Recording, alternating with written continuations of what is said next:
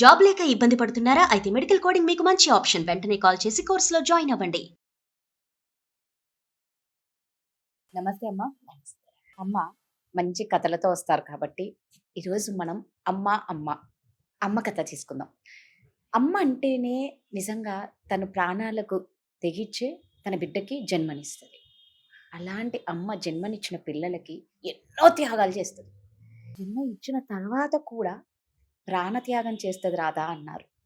నిజంగా ఆ ప్రాణత్యాగం ఇచ్చే తల్లి కథ చెప్తారా? ఒకటే కండిషన్ రాదు గారు, నేను చెప్పే ఈ స్టోరీ ఈ కథ విన్న తర్వాత మీరు ఎమోషనల్ అవను అంటే రెడీగా ఉండండి. ఎమోషనల్ అవ్వకుండా. అంతే బాధగా ఉంటుందా?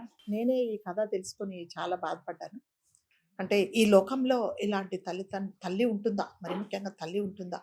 తల్లి అనంగానే త్యాగానికి మారుపేరు. పిల్లల కోసం తన ప్రాణాలు కూడా ఒడ్డి ప్రపంచంలోకి ఇంకొక ప్రాణిని తీసుకొస్తుంది. అలాంటి తల్లిని మనము ఎలా చూసుకోవాలి అనేది పక్కన పెడితే, ఆ తల్లి ఎన్ని త్యాగాలు చేయడానికి కూడా వెనుకాడదు అనడానికి నేను ఇప్పుడు చెప్పబోయే ఈ కథ చాలా బెస్ట్ ఎగ్జాంపుల్ అండి. ఒక తల్లికి పెళ్ళైన కొత్తలోనే, అంటే ఒక బాబు పుట్టగానే తండ్రి చనిపోతాడు. ఆ తల్లి ఆ అబ్బాయిని ప్రాణప్రదంగా పెంచి పెద్ద చేస్తుంది. చాలా కష్టాలు పడుతుంది ఆ అబ్బాయి పెద్ద అవ్వడానికి. సరే, ఆవిడ కష్టాన్ని చూసి ఈ అబ్బాయి కూడా మా అమ్మ నా కోసం ఇంత కష్టపడుతుంది కాబట్టి నేను కూడా బాధ్యతగా ఉండాలనేది చక్కగా చదువుకుంటాడు. మంచి ఉద్యోగం వస్తుంది. దాని తర్వాత లాస్ట్ ఛాన్స్ ఏంటంటే తల్లికి ఇవ్వడు. వాళ్ళ ఆఫీస్లో పనిచేసే ఒక అమ్మాయిని అతను పెళ్లి చేసుకుంటాడు. సరే, దానికి కూడా తల్లి ఏమనదు. నా కొడుకు సంతోషమే నాకు కావాల్సింది కదా, సరే మీరు ఎక్కడున్నా మీరిద్దరు నాకు సంతోషంగా ఉంటే నాకు చాలు అనేసి పెద్ద మనసుతో ఏమీ అనకుండా, ఎటువంటి అందరిలాగా నీకోసం నేను అది చేశాను ఆ మాట వినలేదు అనకుండా, పాపం ఆ తల్లి అందులో కూడా ఎటువంటి ప్రాబ్లం లేకుండా కొడుకుని ఎలా ఆదరిస్తుందో కోడల్ని కూడా ఒక సొంత కూతురిలాగా ఆదరిస్తుందండి. చాలా బాగానే ఉంటారు. కానీ కోడలికి ఎందుకనో ఫస్ట్ నుంచి కూడా ఆ అత్తగారు అనగానే ఆమెకు ఒక రకమైన అసహ్యం. అంటే అత్తగారు అనగానే సాధించేవాళ్ళు, ఈవిడే విలన్ పాత్ర అన్నట్టుగా ఆవిడ మనసులో పడిపోయి ఆ అత్తను ఒక అసహ్యాన్ని చూసినట్టు చూస్తుంది అనమాట. అసలు ఆవిడ వినుకిని కూడా ఈవిడ భరించలేదు. పొద్దున లేచినప్పటి నుంచి అసలు ఒకరోజు ప్రత్యేకంగా చెప్తే, నేనున్నంతసేపు మీరు నాకు కనిపించకూడదు అని కూడా చెప్తుంది. పాపం ఆ తల్లి అట్లాగే, సరే నా వల్ల ఏమి ఇబ్బంది పడుతుందో నా కోడలు, పోనీలేని ఆమె ఉన్నంతసేపు, అమ్మాయి ఆఫీస్కి వెళ్ళేంతసేపు ఈవిడ బయటకు కనపడకుండా కూడా కొన్ని రోజులు మేనేజ్ చేస్తుంది. అలాంటి దాంట్లో కూడా ఈవిడ ఓర్పుతో సహనంగాతో, ఎందుకంటే నా కొడుకు ఈ ఈ కోడలు ఉంటేనే కదా సంతోషంగా ఉంటాడు. సో నేను ఆ పండిపోయిన ఆకును నేను ఎప్పుడైనా రాలిపోతాను కాబట్టి నేను వీళ్ళ మధ్యలో ఎప్పుడు ఎటువంటి బాధ లేకుండా నేను చెయ్యాలని ఆ బాధను కూడా ఓర్చుకుంటుంది. ఒకరోజు ఏమవుతుందంటే ఆ కోడలికి పెద్ద పంచాయతీ పెట్టేస్తారనమాట. ఏంటి, ఈ అమ్మాయి ఆఫీస్ నుంచి వచ్చేటప్పటికి ఈవిడ పాపము కళ్ళు మూసుకొని పడుకొని ఉంటుంది. ఈవిడ తలుపు తెరవలేకపోతుంది. ఒక 2 నిమిషాలు. ఆ 2 నిమిషాలకే ఈవిడకి చిర్రెత్తిపోతుంది. రాగానే, అసలు మీరు ఎందుకున్నారు, నువ్వు అసలు ఇంట్లో నువ్వు ఉండకూడదు, ఇప్పుడు మీ అబ్బాయి రాగానే తేల్చేస్తానని ఆ అబ్బాయి వాళ్ళ హస్బెండ్ రాగానే చెప్తుంది. నేను ఉండాలా, ఈవిడ ఉండాలా? ఈవిడ ఉండాలి అంటే నేను ఉండను, నేను ఉండాలి అంటే ఈవిడ ఇంట్లో ఉండకూడదు. ఈ మరుక్షణం నుంచి నేను ఈమె మొహం చూడను. ఆమెను బయటకు పంపిస్తావా, అయితే నేను బయటకు వెళ్ళాలా అనేసి చాలా గొడవ చేస్తుంది. గొడవ చేస్తే ఏమైంది అంటే, ఇలా తలుపు తెరవలేదు, పోనీ పడుకుందేమంటే, అవన్నీ నాకు చెప్పకు, నువ్వు నా వెంటబడి పెళ్లి చేసుకొని జీవితాంతం నన్ను ఏ బాధ లేకుండా చూస్తానని చెప్పావు కదా, కాబట్టి నువ్వు నన్ను చూసుకుంటాను అంటేనే నేను ఉంటా, లేకపోతే నేను వెళ్ళిపోతాను అనగానే తను ఏం చేస్తాడంటే, అంటే రాజుగారు నేను ఎందుకు చెప్తున్నానంటే, మాట్లాడే మనుషులు మాట నాలుక నుంచి వస్తుందా, మనసులో నుంచి వస్తుందా, లేకపోతే ఇంకొక కుట్రతో కూడిన మాటలు మాట్లాడుతున్నారా అని తెలుసుకోవడానికి మనము ఈ జీవితకాలం సరిపోదు రాజుగారు. ఈ జీవితకాలం సరిపోదు.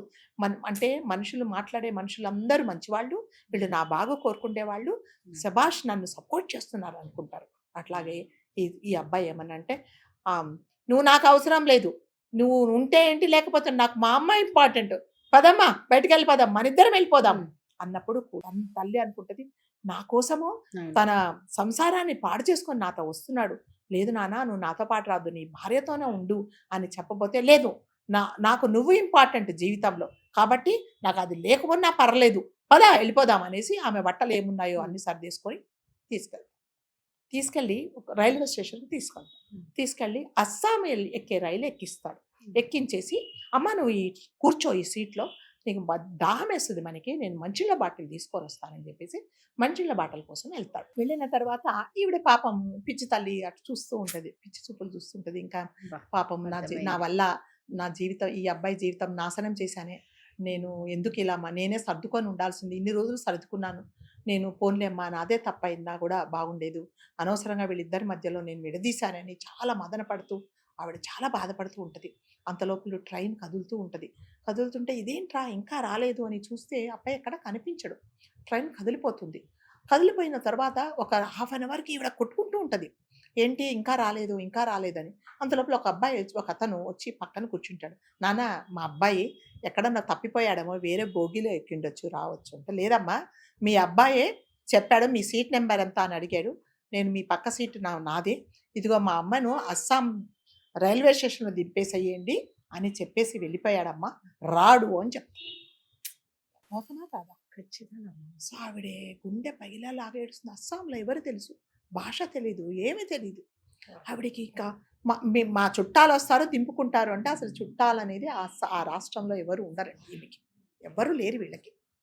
అయితే ఆ అబ్బాయి ఏం చేస్తాడు, సరే తోటి ప్రయాణికుల్లాగా అతను చెప్పాడు కాబట్టి జాగ్రత్తగా స్టేషన్‌లో బెంచ్ మీద కూర్చోబెట్టుకొని అతని దారిన తను వెళ్ళిపోతాడు. ఆమెకి ఏం చేయాలో తెలీదు. భాష రాదు, ఏమీ రాదు. కడుపులో మండిపోతున్నది, ఆకలవుతున్నది. పంపు దగ్గరికెళ్ళి 2 సార్లు నీళ్లు పట్టుకొని తాగుతుంది. అసలు ఇంకా బాధపడిపోయి ఎందుకు నా జీవితం ఎందుకు? నా కన్న కొడుకే నన్ను ఆవిడేమో డైరెక్ట్‌గా చెప్పింది. ఇతనేమో నన్ను ఇండైరెక్ట్‌గా. నమ్మించి నన్ను మోసం నిజం. చేశాడు. ఈ బాధ ఎందుకు నేను ఇంకెవరి కోసం ఉండాలి? సరే నా కొడుకు వాళ్ళన్నా బాగుండాలని చెప్పి చనిపోవడానికి రైలు పట్టాల మీదకి వెళ్తూ ఉంటుంది. వెళ్తూ ఉంటే ఆ రైల్వే వాళ్ళు చూసేసి లాక్కొనొస్తారు. లాక్కొనొచ్చి కూర్చోబెట్టి కాసిన్ని మంచినీళ్ళు తాపిచ్చి ఆమెను ఓదారుస్తూ ఉంటే ఒక అందులో రైల్వే స్టేషన్ మాస్టర్ అలా చూస్తారు. చూసి దగ్గరికెళ్ళి చూస్తే ఆవిడే ఇతనికి తెలిసిన ఆవిడే. హ్మ్. ఇతనికి వీళ్ళ నాన్న చనిపోయినప్పుడు స్టేషన్ మాస్టర్ గారి నాన్న చనిపోయినప్పుడు వీళ్ళ అమ్మగారు దిక్కులేక ఏడుస్తూ ఉంటే నేనున్నానని చెప్పేసి ఓహ్! ఆ అబ్బాయిని చేరదీసి అంటే వీళ్ళ కొడుకు కంటే ఆ అబ్బాయి కాస్త పెద్దవాడు. హ్మ్. చేరదీసి వాళ్ళు ఒక రకంగా స్థిరపడేదాకా ఆ అబ్బాయి చదువుకుండేదాకా వీళ్ళ ఇంట్లో పెట్టుకొని ఆ అబ్బాయిని ఈమె పెంచి పోషించిందనమాట. ఆ కృతజ్ఞతతో కాళ్ళు పట్టుకొని ఏడుస్తాడు. "అమ్మా ఏంటమ్మా ఏంటి ఈ పరిస్థితి? ఎందుకు ఇలా వచ్చారంటే" నాన్న ఇదిగో అబ్బాయి మా కొడుకు ఇలా చేశాడు. పర్వాలేదమ్మా. నన్ను ఇన్ని రోజులు మీరు చదివించారు. సో, మీ రుణం ఎలా తీర్చుకోవాలా? మా అమ్మ కూడా పోయింది. నాకు అమ్మ లేదమ్మా. మా అమ్మ కంటే మిమ్మల్ని ఎక్కువ చూస్తానని తీసుకెళ్తాడండి. తీసుకెళ్ళి తల్లిలాగే తల్లి కంటే ఎక్కువ గౌరవిస్తాడు. చూసుకుంటూ ఉంటాడు. కానీ అంటారు కదా! ఎంత బాధ పెట్టినా ఈ తల్లికి ఒక బాధ. నా అంతే. కొడుకు ఎలా ఉన్నాడో, ఏం చేస్తున్నాడో ఒక బాధ. సరే గుళ్ళకు తిప్పుతాడు. అన్నీ చాలా బాగా చూస్తాడు. ఒకరోజు అట్లాగే ఆ తల్లిని తీసుకెళ్తూ ఉంటే వీళ్ళ అబ్బాయి ఏం చేస్తాడంటే చౌరస్తాలో కనిపిస్తాడు. అక్కడ కనిపించడానికి కారణం ఏంటంటే కాలక్రమేణా ఇతనికి వాళ్ళ అమ్మగారు వెళ్ళిపోయిన తర్వాత ఉద్యోగం పోతుంది. అప్పుల పాలైపోతాడు. సో, ఉన్న ఇల్లు అమ్ముకుంటే గాని ఆ అప్పు తీరదు అని చెప్తారనమాట. ఇల్లు అమ్మి అప్పులు కడతావా? లేకపోతే మీ మీద యాక్షన్ తీసుకోవాలని చుట్టుపక్కల అప్పుల వాళ్ళొచ్చినప్పుడు ఏం చేస్తాడంటే ఆ ఇల్లు ఎవరి పేరు మీద ఉంటుంది? తల్లి పేరు మీద ఉంటుంది. మరి తల్లి కావాలి అంటే తల్లి సంతకాలు కావాలి. ఆ డాక్యుమెంట్స్. తల్లిని వెతుక్కుంటూ వెళ్తాడు. తల్లిని వెతుక్కుంటూ దేనికోసం వెళ్తాడు రాజుగారు? తల్లి కోసం వెళ్ళడు. సంతకాల కోసం వెళ్ళి ఒక చౌరస్తాలో నిల్చుకొని మిస్సింగ్ అని మా అమ్మ మిస్ అయిపోయింది. ఎవరికన్నా కనిపిస్తే మాకు చెప్పండి అని అందరికి పాంప్లెట్స్ పంచుతూ ఉంటాడు. పంచుతూ ఉంటే ఈమె చూస్తుందనమాట. అయ్యో! నా కోసం మా అమ్మ నేను వెళ్ళిపోయానని నా కొడుకు ఇలా బాధపడుతున్నాడు. అదేంటి నేను ఒకసారి దిగుతా నాయనా అని ఆ అబ్బాయికి చెప్తే, అమ్మా నిన్ను ఇంత బాధ పెట్టాడు. వాడు ఏ స్వార్థంతో అక్కడికొచ్చి ఇది చేస్తున్నాడో వద్దమ్మా, వద్దు అవసరం లేదు అంటాడు అతను. అంటే కూడా లేదు నాయనా నేను ఒక్కసారి మాట్లాడేసి ఒకసారి కావలించుకొని నేను వచ్చేస్తానని గబగబా పరిగెత్తుకుంటుంది వస్తుంది. అతను కూడా వస్తాడు. వచ్చిన తర్వాత ఏం నాయనా ఏమైంది అనేటప్పటికి ఆ తల్లిని చూసేసి అతను అంటే ఆ బాధతోనో దేనితోనో కింద కుప్పకూలి పడుతారు. కుప్పకూలి పడిపోయేటప్పటికి అతనికి హార్ట్ ప్రాబ్లమ్ వస్తుందన్నమాట. వెంటనే ఇతను ఏం చేస్తారంటే హాస్పిటల్‌కి తీసుకెళ్తారు. అప్పుడు డాక్టర్లు చెప్తారు, ఇతనికి గుండె మార్పిడి చేయాలి. గుండె ఆగిపోయే పరిస్థితికొస్తుంది. ఏ నిమిషాలలో కూడా కనీసం ఈ గుండె మార్పిడి చేయడానికి ఓన్లీ 2 గంటల టైం ఉంది. లేకపోతే మాత్రం చనిపోతాడు అంటారు. అంటే తల్లి అంటుంది, "నాయనా నేను చనిపోతాను. నేను పెద్దదాన్నయిపోయాను. నా గుండె పెడతారా?" అంటే, "అమ్మా ఇలా గుండె అలా పెట్టరు. బ్రెయిన్ డెడ్ అయిపోయి గుండె పనిచేస్తూ ఉంటేనే ఆ గుండె మాత్రమే ఇతనికి పెడతారు. అలా కాదమ్మా" అని చెప్తారు. చెప్తే ఆ ఐసీయూలో ప్రాణాలతో కొట్టుకుండే కొడుకుని చూసి బాధ భరించలేక 4వ ఫ్లోర్ వరకు వెళ్ళిపోతుంది. వెళ్ళిపోతే ఈ అబ్బాయి పిలుస్తాడు, "అమ్మా ఎక్కడికి వెళ్తున్నావు? ఎక్కడికి వెళ్తున్నావు?" "నాయనా నేను చనిపోతున్నా. 4వ ఫ్లోర్ నుంచి నేను దూకేస్తా. నా గుండె నా కొడుకుకు పెట్టు నాన్న" అని 4వ ఫ్లోర్ నుంచి దూకేస్తుందండి ఆ తల్లి. ఎందుకని? తన గుండె కొడుకుకు పెట్టాలని చెప్పేసి. కింద పడంగానే అంటే చెప్తుంది, "నేను పడగానే నన్ను తీసుకెళ్ళి వాళ్ళకి చెప్పు, నా గుండె పెట్టమని చెప్పు. నా కొడుకు బతకడం ఇంపార్టెంట్" అంటే అందరూ పరిగెత్తుకుంటూ వస్తారు. నిజంగా ఆవిడ కోరుకున్నట్టుగానే బ్రెయిన్ డెడ్ అయిపోతుంది, కానీ గుండె కొట్టుకుంటూ ఉంటుంది. అప్పుడు ఆ గుండెని తీసుకొచ్చి ఆ కొడుకుకు పెడతారు. తల్లి చనిపోతుందండి. చనిపోయిన తర్వాత ఇప్పుడు ఈ అబ్బాయి పరిస్థితి, ఆ భార్యకి ఇన్ఫార్మ్ చేస్తే ఆమె పరిగెత్తుకుంటూ వస్తుంది. "అబ్బా ఎవరో ఆ మహాతల్లి, ఎవరు పెట్టారో మీకు గుండె, వాళ్ళకి మనం నమస్కారం చేయాలి" అని చెప్తే, అప్పుడు అతను ఉంటాడు కదా, ఎవరైతే ఈమెను చేరదీసినాడో, "ఒరే దుర్మార్గుడా, నీ తల్లిని మీ ఆవిడే నువ్వు రోడ్డు మీదకి వదిలేస్తే నేను దగ్గరకు తీసుకున్నాను. ఇవాళ మీరు ఇంత ఆమెను బాధ పెట్టినా కూడా ఆమె గుండె నీకు పెట్టింది. కాబట్టి నువ్వు తల్లి రుణం అనేది తీర్చుకోలేంది" అనగానే ఆ కొడుకు, "అమ్మా నా కోసం నువ్వు ఇంత త్యాగం చేశావా? నేను ఇంకా ఉండి కూడా వేస్ట్, నేను బతకాను" అని చెప్పేసి ఇలా కొట్టుకుంటూ ఉంటే లోపల నుంచి రాధగారు గుండె అంటుంది, "నాయనా బతుకున్నప్పుడు నా గుండెను నువ్వు సరిగ్గా చూసుకోలేదు. నా గుండె నీ గుండెలే ఉంది. నన్ను ఇప్పటికైనా జాగ్రత్తగా చూసుకో" అని ఆ తల్లి చెప్తుందండి. కాబట్టి ప్రతి ఒక్కరూ నేర్చుకోవాల్సింది, తల్లి అనేది ఈ ప్రపంచంలో చాలా విలువైనదండి. మనకు తల్లి పోతే దొరకదు. ఎవరినైనా కూడా మనము అమ్మ అని పిలవాలి అంటే చాలా అర్హతలు ఉండాలి వాళ్ళకి. వాళ్ళు కూడా మిమ్మల్ని ఒక తల్లిలాగా ఆదరించాలి. అంటే అంటారు కదా, నూతిలో నీళ్లున్న రోజులు మనం తోడుకుంటాం. ఆ నూయి ఒక్కసారి ఎండిపోయిన తర్వాత మనకు నీళ్లు రావండి. సో మళ్ళీ నీళ్లు ఊరాలి అంటే అలాంటి రీప్లేస్ చేయడానికి ఇంకొక తల్లి రావాలి. 99.9% ఎవరు అలా తల్లిలు ఉండరు. కాబట్టి అంటే పిల్లలు ఉన్న రోజులు తల్లి బతకదండి. ప్రతి ఒక్కరూ తల్లిని అనేది మీరు దయచేసి జాగ్రత్తగా చూసుకోండి. నేను ఎన్నో వీడియోస్‌లో చెప్పాను. మీరు మందులు ఇప్పియకండి, ఆవిడకి ఏమీ చేయకండి, ఆవిడకి తిండి పెట్టకండి. కనీసము ఒక మనిషిలాగా మీకు ప్రాణాలిచ్చి ఈ భూమికి మీది తీసుకొచ్చిన ఒక తల్లి కాబట్టి ప్రతిరోజు ఒక 2 నిమిషాలు ఆమెతో మాట్లాడండి.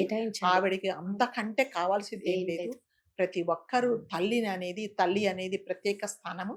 కాబట్టి ప్రతి ఒక్కరూ తల్లిని చూసుకోవాలని నేను కోరుకుంటున్నాను. చాలా బాగుందమ్మా కథ. నిజంగా గుండె కథ, గుండె బరువెక్కింది బాగా. ధన్యవాదాలు.